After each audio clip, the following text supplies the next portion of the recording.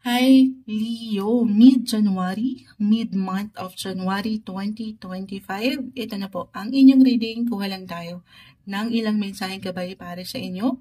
As usual, mensaheng gabay lamang po. Will be straightforward, Leo. Anong kailangan niyong marinig? Ngayon, mid-month of January 2025 para sa mga Leo. Anong kailangan mensahe ang dapat marinig nito? Sa taong nakikinig ngayon, message po. Leo advice para sa kanila mid-January, mid-month of January. Leo, cut natin to into 3 para sa inyo. Tayo po ay live na live sa YT. Babalikan ko po kayo maya-maya. Kunin lang natin yung pinaka-advice. The Six of Wands reverse, Wheel of Fortune, Four of Pentacles, reverse. Ayan, excuse me po. Ano may bumabara pa? Sandali. Guys, Leo. The Wheel of Fortune, tinapos tayo dito. Nasa inyo ang alas. Ang alas saan? Lalo pa sa usaping trabaho, pera, pamilya.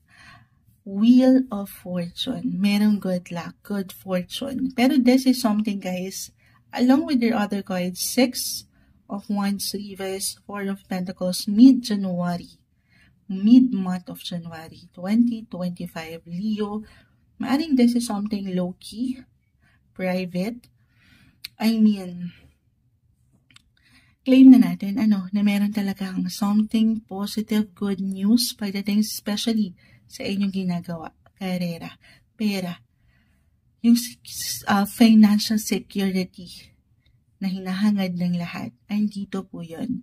Pero maaring tahimik nyo lang itong i-celebrate, tahimik nyo itong damahin, or maybe a reminder sa mas practical to celebrate your small wins, Leo.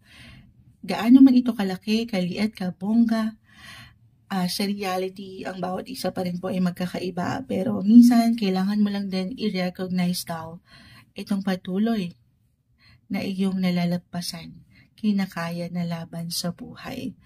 Meron kang solid na pundasyon na nagagawa, nabubuo. Kahit ngayon pa lang nagsisimula ang ilan sa inyo, merong progress. Meron kayong makukomplete, may completion, recognition, or kahit sa simpleng appreciation ito sa ilang tao sa inyong paligid. This is something fulfilling sa feeling, guys, kasi something ito na pinaghihirapan. Paghihirapan, yes po. Okay? Pero andito yung power. Powerful. Mid-January 2025. May something maganda tayong nakikita. Walang katamis-tamis. Lalo pa kung alam niyo naman sa inyong mga sarili na nagsisikap lang din kayo para makumpleto ang ilang sitwasyon. May pag-angat ng inyong mga imahe, ng inyong mga public image. Higit kayo magiging inspirasyon, reversal ang energy, or kayo itong higit na may inspired palalo para maharap at matugunan ang ilang pangangailangan sa inyong buhay, mapatrabaho man, or pamilya, pera, andito na yon lahat. Okay, especially right now si Mars, si Mare, the planet of energy is currently, actually lumipat na siya moonshag. But biglang naisip ko agad kasi matagal nagstay si Mars sa inyong sign, mekos si moonshag. Right now nasa Cancer na siya, pero still, andyan ang enerhiya para binibigyan kayo ng enerhiya. Although naka-retrograde si Mars right now, pero dumaan kayo dito. Okay? Umangat. Or sana napaangat nyo yung enerhiya nitong mga nakalipas na buwan. Especially nitong bago matapos ang taon ng 2024. Kung meron kayong naihain dyan, na i-showcase nyo ang inyong mga talento sa showtime. And then, na ipamalas nyo ang inyong mga natural na kakayanan, abilidad.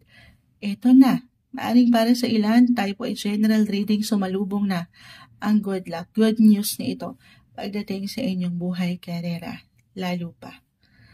Okay? Meron akong support na nakikita. Kahit pa para sa ilan, parang ang hirap itong madama. Ngayon, kasi aking ulitan, Mars is currently in retrograde, so parang natutulog siya. Hindi siya ganun kagaan yung flow, kaya marahil 6 of Wands reverse, may pagka-low-key, aking na-mention, pero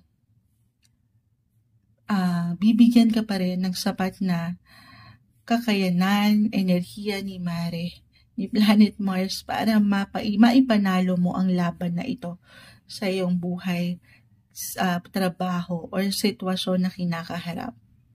Meron kang sapat na enerhiya. Yun naman yung maganda.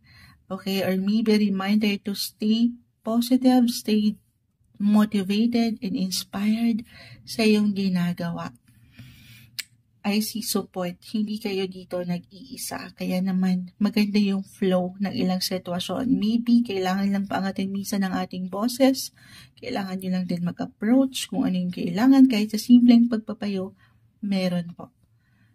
I see win-win situation. Diyan pa lang, Wheel of Fortune. Tinapos na tayo. Merong magandang posibilidad. Nasa inyo ang alas. Focus lang din. Focus, eyes on the prize. Walang imposible na yan ay inyong makamit ngayong mid-month of January 2025, Leo.